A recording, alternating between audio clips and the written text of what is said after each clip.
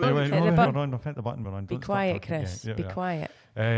So this is a bit of an interesting episode. I don't know if Chris has got any jokes because I've just literally called him before he goes on his holiday and said we've got to do this. No, I've got none. I've got nothing. Oh, Well- your fans, your joke fans will just have to I wait know. another week or I know, two. that's us down a star. Ready with Chris not having a Down at 2. 2.5. I think know, we can go 2.5. 2.5 as well. This one be downloaded 19,000 times, Stuart. Yeah, I think it'll be less because China's not interested in Brand Love 2021. We thought we had 19,000 downloads in one day. Turns out we didn't. Yeah, turns out like Surprisingly. somebody in China, all over China, was into Brand Love 2021. So for the 4 of you that are listening, I like it. It's a very intimate medium. It is. We just need to find out who they are, and then we can get talk them to in. them personally.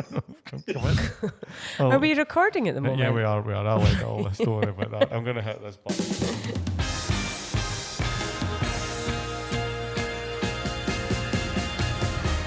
Welcome to the Good Roundup. Good is a brand consultancy based in the United Kingdom, and from time to time we get together and we talk about brand. And today we are talking even more about brand, and Even more about brand with someone else. Turns out we didn't need the pre-pod jokes because Stuart's the real Good. live joker. I think I was doing 3 things at the one time, and one of them I had to give, and it turned out it was talking. It was language. Sorry, even more about brand. Even today. more about brand than we usually branding talk about. We have a different perspective. We We've do. got a client-side extra head. perspective this Yes, we time, do. don't we? And who wants to introduce the person that we're talking to Julie. today? I will introduce the person we're talking to today. So we have a client joining us for a podcast today, or an ex-client, I should say, Ryan Schultz, who we worked with in his last couple of roles at Stratasys, who are one of our 3D printing, who are a client who are a 3D printing company, and Honeywell, who have been a long-standing client. And Ryan kindly agreed to jump on the Go with the Good Brand podcast, but he spent a lot of time working specifically in the B2B space and B2B tech. And so we wanted to invite him in and just get a client side perspective on some of the things that we talk about from a brand challenge point of view. So I wasn't on it. I was too busy working. I was pushing the business forward, and it was just Julie and Chris having a chat with him. So here he is. Dialing in from sunny Florida, Yep. no less. Yes, and Golf course. Yep. So let's hand over to the interview. Oh, Hello. it is a pleasure to be here. Obviously, a big fan of you guys and what you do. And one of my favorite topics in the whole world to talk about is brand. Of course it is. So I'm delighted to be on the podcast today and do a little pontification on all things brand. I spent my entire career in marketing, mostly in the strategic marketing side. And I call it capital M marketing, right? So a lot of times when people talk about marketing, they think of Marcom, or they think of more tactical marketing, which is obviously very important. But I pride myself on doing what I call capital M marketing, which is brand, channel management, segmentation, market research, all the kind of the big meaty stuff that you learn in business school. My career's bounced all over the place, largely in big global B2B industrials. I spent just under 9 years in 3M Company, the makers of Scotch tape and Post-it notes for those who might be unfamiliar.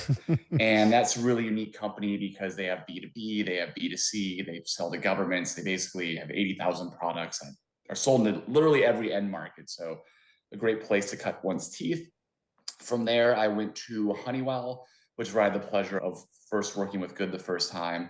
And I supported their global smart homes and smart buildings business. So a deep dive into the IoT space long before it was called IoT. Some great war stories there. From there, was recruited away to a big lighting company called Acuity Brands out of Atlanta, but they acquired into the smart building space and bought a company in Montreal, Canada. So I got to go even further north of where I'm from, Minnesota, which is hard to believe, and go spend Even a year in colder Montreal, which was sometimes. fantastic. Even colder and a lot more snow, but phenomenal experience.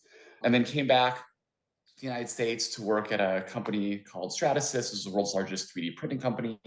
Some really interesting kind of brand, I would say, challenges and opportunities there, which Julie and team helped us tackle head on.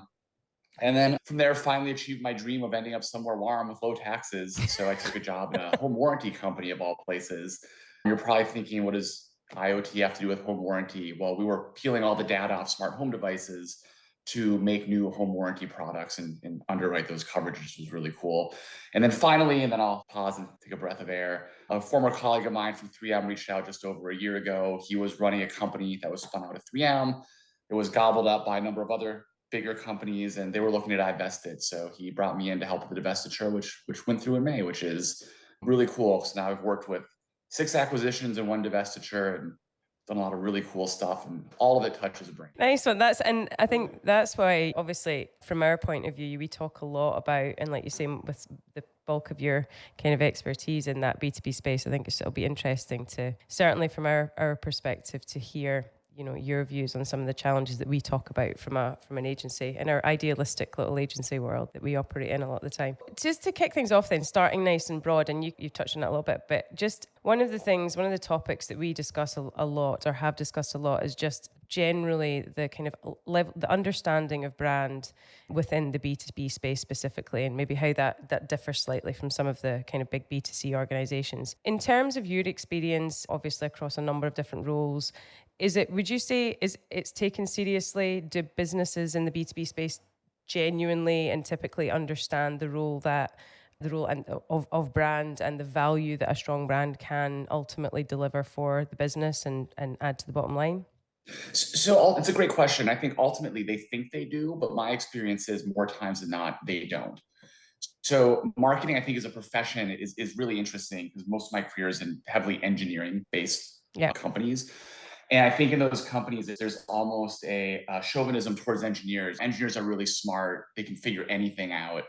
Marketing is easy. How hard can it be? So they come in, they're like, I understand brand. And we'll just say we have some brand principles. We'll put it on the website and dust our hands off and move on to the real hard engineering stuff. And they don't really understand the role of brand or how it's important, or more importantly, how it can drive business value and growth, right? So in my mind, if you step back and ask what's the brand at the most fundamental level, it's ultimately a brand is source of supply, right? And I know that I remember a textbook when I was in business school, like they literally found clay pots that are 6,000 years old from the Middle East that have written on the bottom, like, this pot was made in the city of Ur, right? And they were simply just trying to say where they were made. But ultimately, pots from one city had a better reputation for quality, for whatever it is, in other pots, and then that lives in the mind of those customers that have a preference.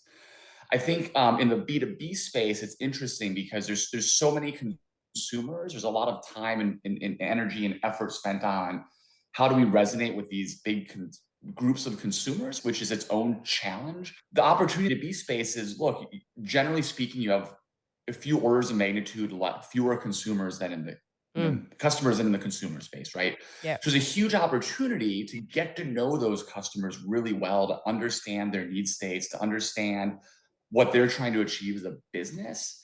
And if you can understand those needs and build a brand around solving your customers' problems, there's tremendous value. And it's not just, most people wouldn't think of a consumer brand, Coke or Pepsi or Clorox or whatever, as being a partner in their life or a partner enabling their success.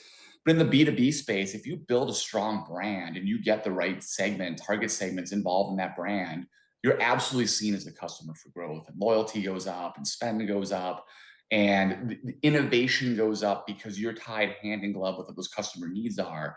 And I think all of that can unleash growth in the business if people have that right mindset towards a B2B brand. That is a great answer. It's a very comprehensive answer. We could probably just close now. I think there's tons. There's tons of interesting things that you've just touched on there that we can unpack. Towards engineers. Yeah, right. And that's actually, so that was going to be one of my questions. And I think, again, we've had quite a bit of experience working on this with you, and you touched on it there in terms of engineering-led organizations, product-led organizations. And we see it particularly in the B2B space where, and you said it there as well, like it's about understanding how you're solving a specific customer's problem. And often in those organizations, what we see from a communication point of view, from a messaging point of view, is that you get into this features war. It's, here's all our competitors, but this is, and you as engineers and as product specialists, those teams know the ins and out of every single one of your products and every single one of competitors' products way better than a customer ever will. And it's really easy then to get down that rabbit hole of a checkbox of features rather than really defining and where the underlying value is and communicating on that basis rather than the kind of the feature checklist. Is that fair? Oh, I couldn't agree more. I'm trying to figure out where to start. I'm sure you guys have seen it. I'm not going to name names, but I've worked with a lot of companies where we have really brilliant engineers, a lot of times PhD level, and what they want is to work on PhD level problems, right? Yeah. And they go into a black hole and they want to push the boundaries of the technology with this mindset of, if we build it, they will come, right? When ultimately, if you take something like as complicated as 3D printing, for example, an industrial grade 3D printer is anywhere from $100,000 to north of $1 million. There's all sorts of different materials. There's software you have to use to like design and print a part. And it's very complicated. But if you look at who are buying those printers, it's not PhD level engineers who have the time and wherewithal to like master this new technology, the material and the software. It's purchasing managers and operations engineers who have to make parts at scale oftentimes, right? They're interested in, how do I get this part in the fastest, most cost-effective manner? And if you're going to take this engineering-led approach of our print head moves the fastest, or we have the hottest build chamber, all this feature stuff, if you can't translate that into how I get better parts faster and cheaper, you're just never going to win. No, I was just going to say, I think that's boiling it down to its simplest. And Stuart says this a lot. Ultimately, how's it going to make me money or save me money? Exactly. And I'm a firm believer too, and I know Apple's the most hackneyed example you can give, but I believe in any sufficiently advanced technology, the basis of differentiation over time always becomes ease of use and simplicity. And the faster that in mature technologies, the faster that companies can get to that point, not just in brand messaging or communication, but in product design, and bring the brand to life through the products, and more importantly, through the entire brand experience, which is delivery, which is support, which is aftermarket, which is everything. Those are the ones who go in and disrupt market. And I think it's very challenging for new to world innovators who cut their teeth with the new technology to make that pivot to, it doesn't have to be the best technology, it has to be the easiest to use. It's very few companies can successfully make that pivot, right? And brand plays a critical role in making that pivot. So effectively, you're saying that the business doesn't understand its customer properly, doesn't understand what they want. Is that fair? Yeah, I think there's three things that really fundamentally make this challenging. The first is, engineering companies, people fall in love with the technology, and they'll say, hey, this attribute, again, I'll go back to 3D printing, our build chamber is hotter than anyone else's. And you're like, yeah, but so what? Do you know how difficult of a problem that was to solve? And we had to do all this engineering and bring all these materials. And it's, yeah, that's great. But if it doesn't solve a customer problem here. So first one is like falling in love with the technology. The second one is similar. It's falling in love with your product and not being honest about how your product competes with what else is in the marketplace, right? Because customers aren't looking to buy products, they're looking to solve problems. And oftentimes there's multiple ways to solve a problem. And I've heard this in every company I worked with, whether it's sandpaper from 3M saying, we have the best sandpaper. Why? Because it's the grittiest. Okay, but you realize it's 10% grittier and 5 times more expensive. And I'm not saying that doesn't mean there isn't someone who wants to buy it. The key then is to finding the application of that unique customer segment who has a need that needs 10% grittier sandpaper and is willing to pay 5 times more for it, right? And then is the second piece. And the third piece is not understanding the role of brand and the customer experience, right? You can have a fantastic product, but if you're not communicating the value, if you're not selling it to the right customer base who's solving the right problem, if you don't have good support, if you don't have good setup and delivery, you're not going to win. And that's something we talked a lot about in Stratasys, wasn't it? Or in a number of places. Absolutely. Where it's that kind of the pre, during and post sales cycle, and that you need to have kind of the brand touches all of those stages. And fine, product lives at the middle of that in terms of the kind of ultimately decision to buy product A over product B. But then what happens after that is also disproportionately important so much of the time in terms of, like you say, that service and support. That's a superb example. And not to pick on Stratasys, they're a superb company, obviously. They're very good. But if you think of a 3D printer, it's the technical razor, it's a quintessential razor and blades business model where the 3D printer is the handle and the materials that flow through are the blade, right? Yeah. But when I was there, we worked a lot with management to address this, was a lot of pressure. We'll sell more printers, sell more material. So you'd sell some printers to customers and move on and try to find more customers to sell more printers to. When in my mind, you have to become more like Salesforce.com, where they have these customer success people who, when they sell a Salesforce deployment, they're going in, making sure people are trained, making sure people are using it, understanding additional modules, selling additional modules.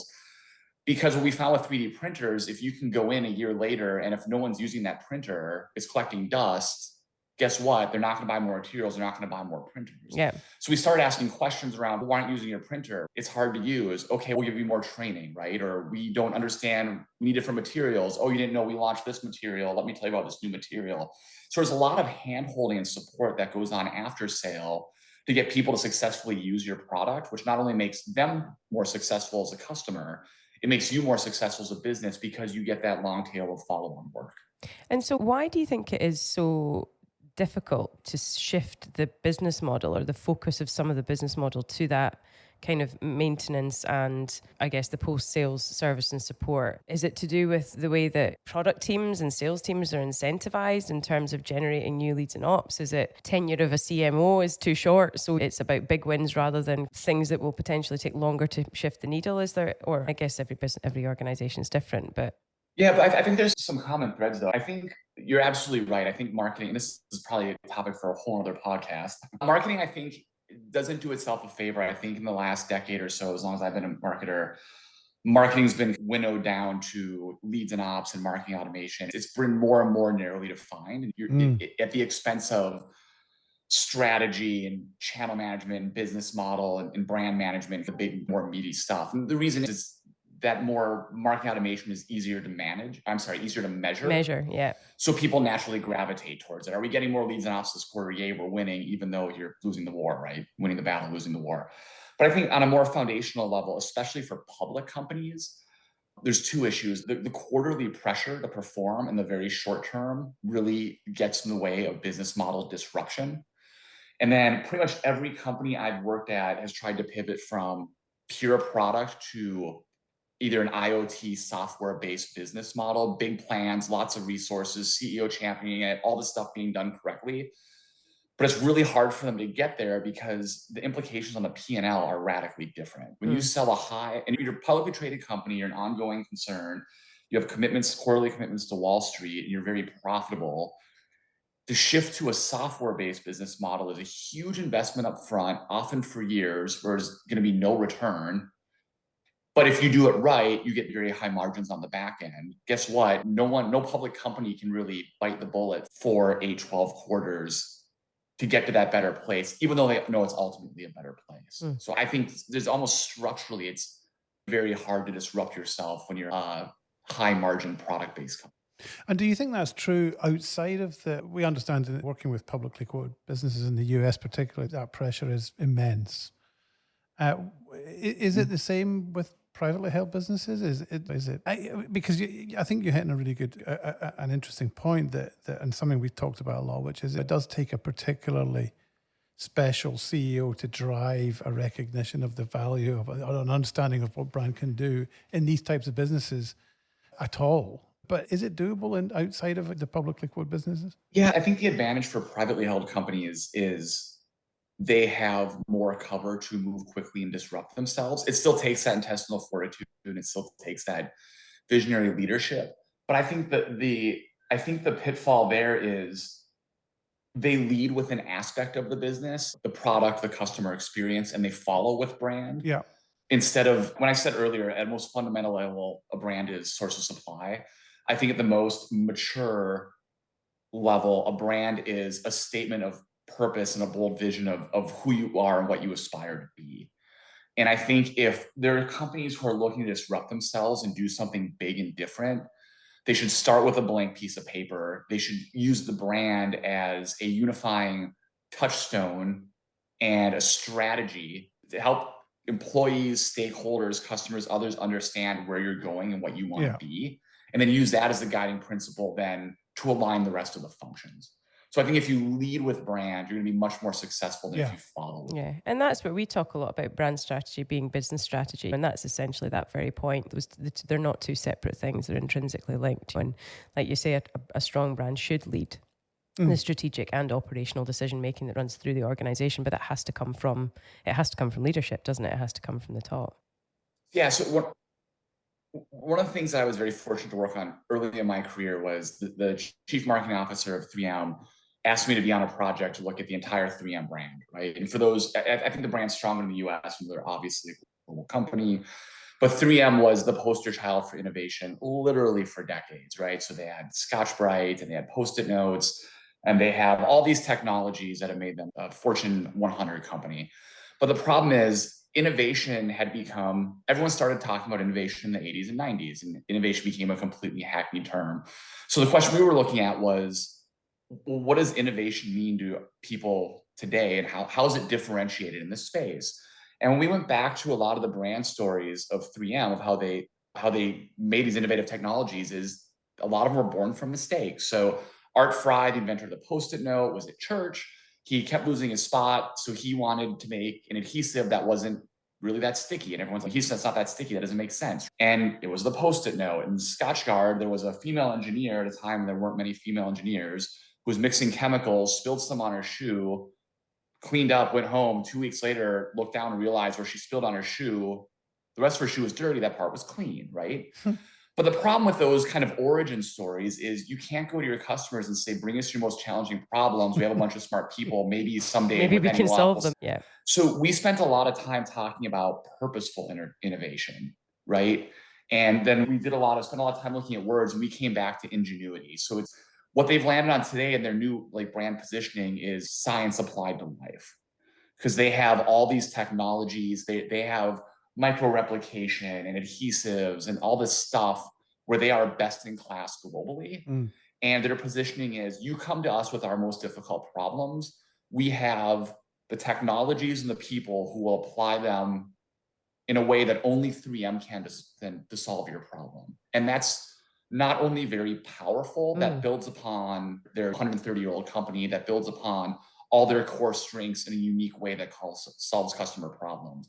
And working on that project is what made me fall in love with brand, because so many times brand's an afterthought. Oh yeah, we need a strong brand. Let's just pull something together. But if you get it right, it's such a powerful mechanism to differentiate you from your competitors and to cut through all the noise. What a great story. That's a brilliant story.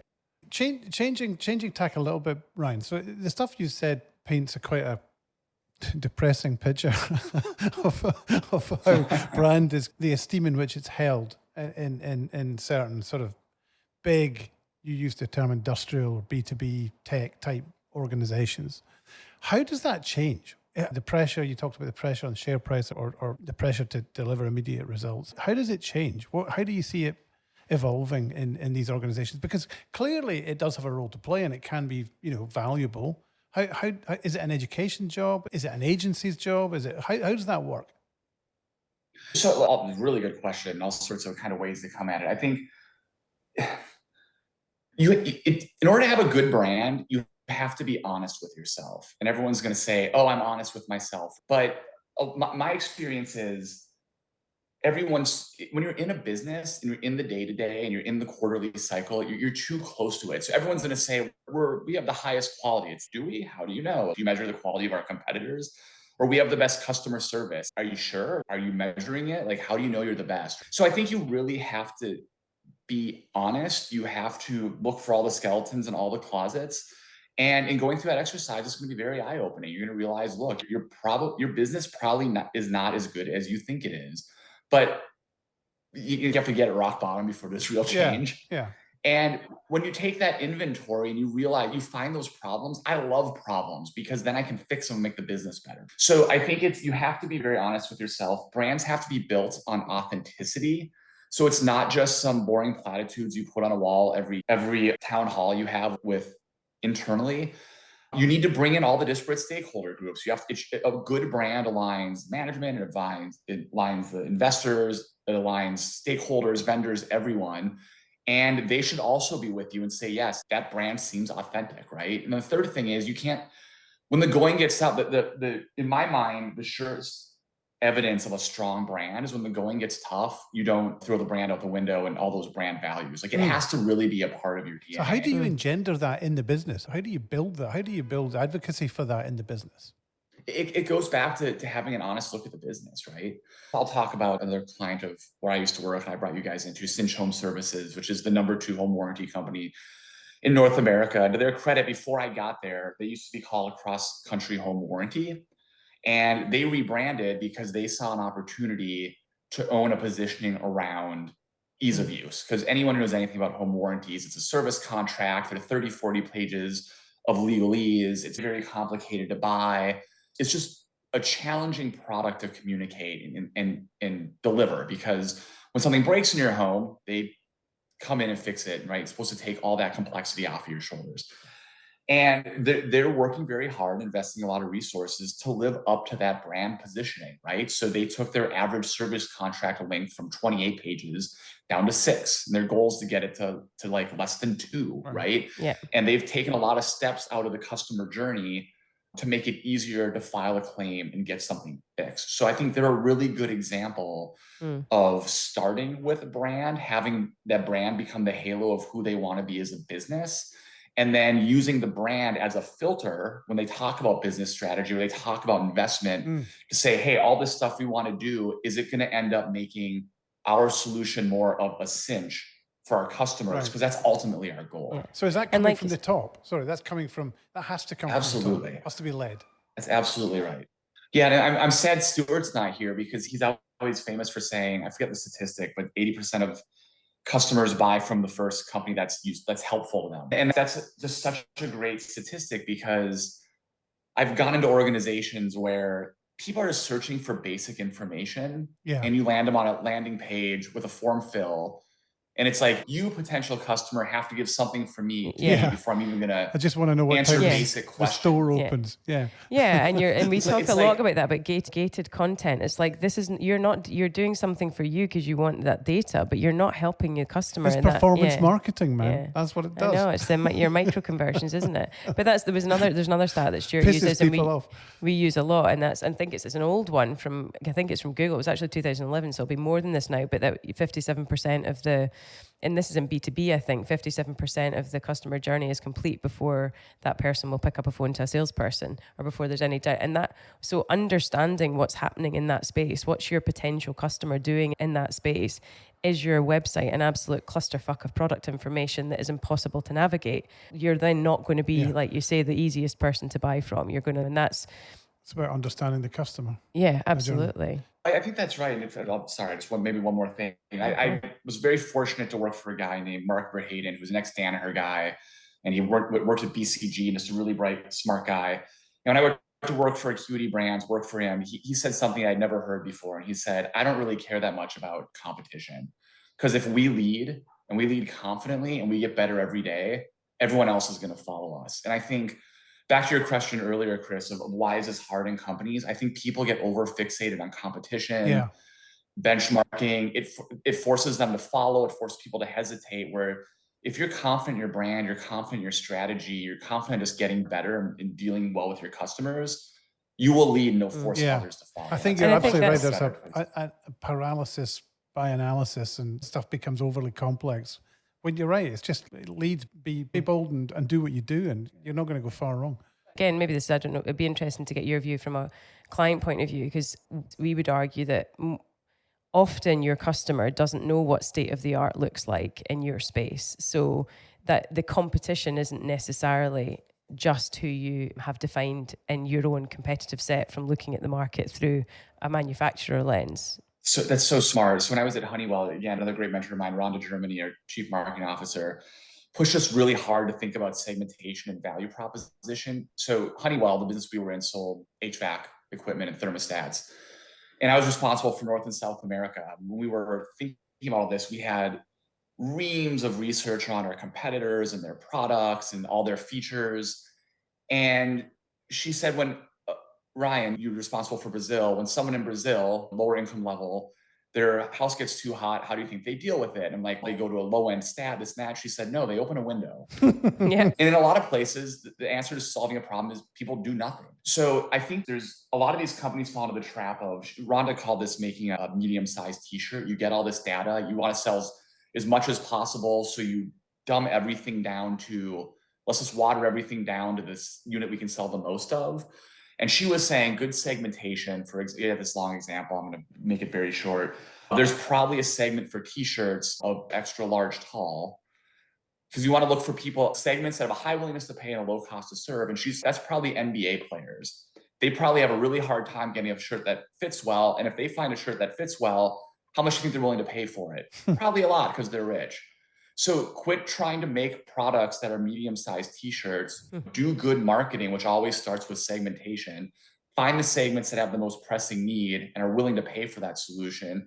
And that's who you focus on, instead of trying to go be everything everywhere all at once. I want to know, Ryan, what is it the agencies do that piss you off? You can use a good example if you like. Yeah, there's so many things. I just have to pick one. Send us a memo. Or what kind of things do they do that piss you off or piss clients off? What? I think a lot of times bad vendors, obviously not you guys, will do a bunch of work and charge you a bunch of money and then come back and tell you stuff you already knew. I think sometimes that vendors forget that it's the classic, I'm not paying you for your effort, I'm paying for the result. So like, bring me real insights, right? And hand in glove with that, I think for vendors and consultants, a lot of times they feel there's a pressure to tell you what you want to hear.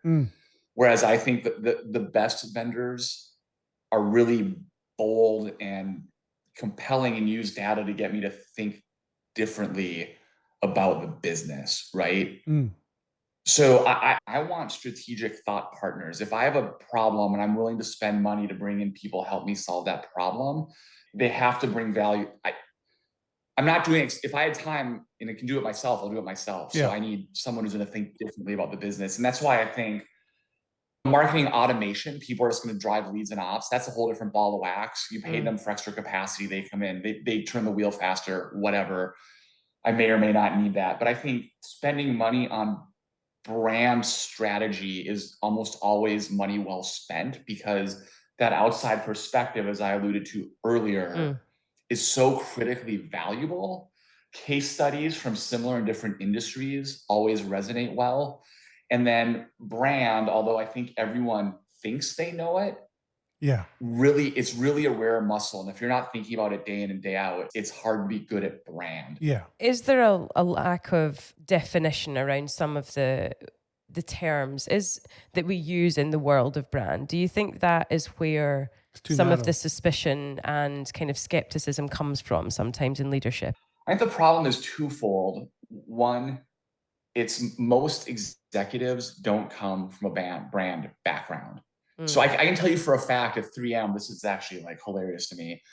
The CEO or CMO I referred to earlier had a PhD in physics, and he was our CMO.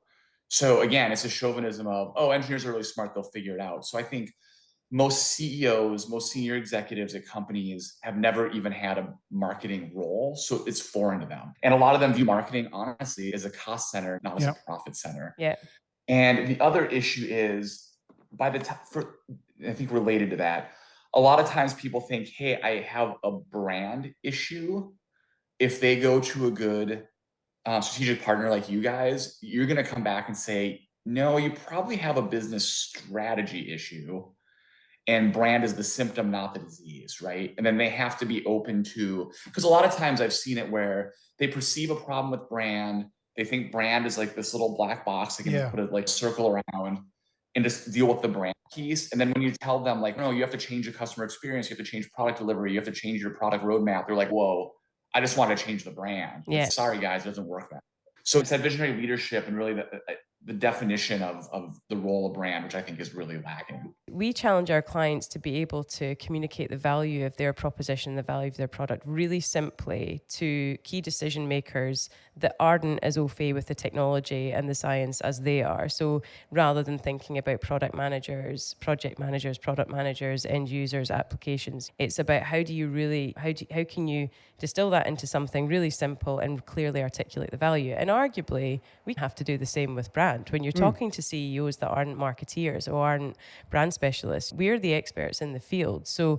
how do, I think it is a constant challenge to ourselves to say, how are we bringing this conversation to the table in a way that is very clear in terms of defining that value to their business. So it isn't seen as an asset, not as expense. The struggle, constant and it struggle. is With one more thought that you guys do with a lot of your engagements that it took me a while to appreciate is, hey, we've got a brand issue, we bring you guys in.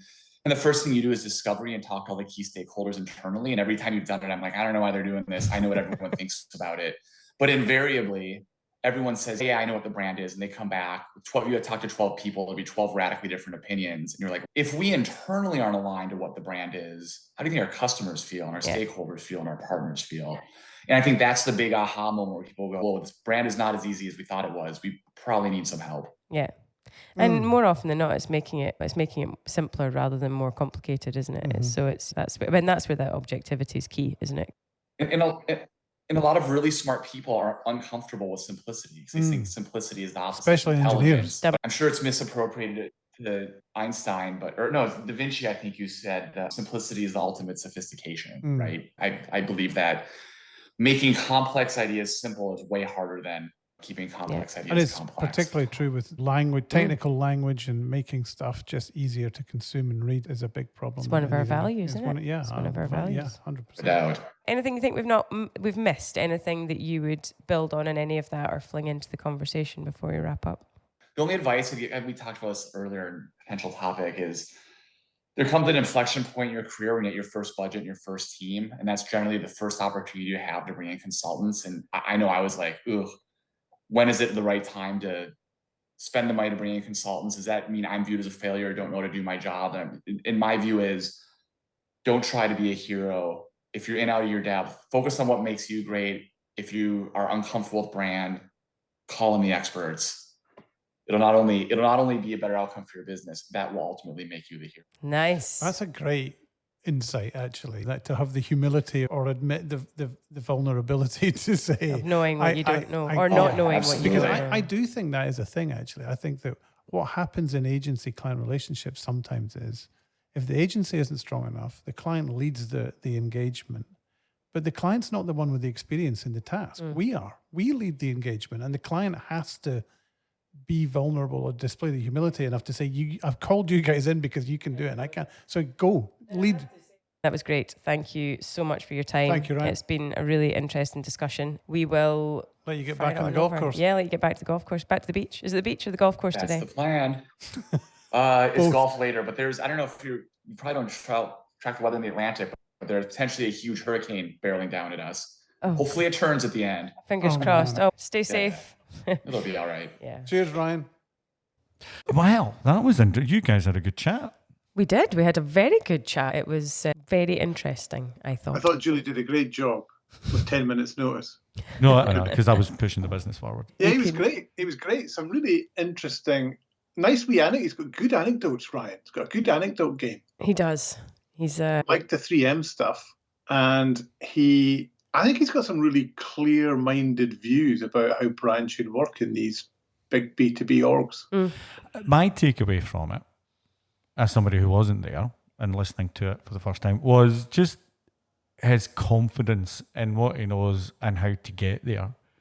And especially when obviously I'm looking at this from an agency perspective, and it supplements his role rather than diminishes his role to say, look, we're too close to this, and an acknowledgement, a self-awareness of the strengths and weaknesses of a marketing person within an organization. And I hadn't quite thought of it the way he'd put it. But no, I thought it was good. It's a great point. Yeah, I agree with that. Yeah. And to be fair to Ryan, I think he has always been very good at identifying that, even in our experience working with him, and saying this is where we need a kind of outside opinion on this. And the process has always been very much working in partnership. I did enjoy when we were talking about kind of features wars and the kind of the down that rabbit hole when you're thinking about positioning, etc. And just his take on the need for it to be focused on how it solves a customer problem rather than just how smart your tech is, and just to have that reflected back from a client point of view, I think is quick, because that's certainly one of the things that we've experienced time and again, isn't it? What's the problem? People don't buy things unless they're solving a problem. They're not buying it just because it's nice. Yeah, it takes the mindset of to flip and think about it from the customer point of view. And that's why you need people like Ryan in these organizations, because it's so important that you do think about that. No, I thought he was great. I thought he was great. And thanks, Ryan. Set a high bar for our next guest. Thanks, Ryan. He must be one of the 4 listeners. The other 3, you're up next. Please make yourself known. Answers on a postcard to good. Okay, thanks everyone. Thanks then. Bye-bye. That was fun.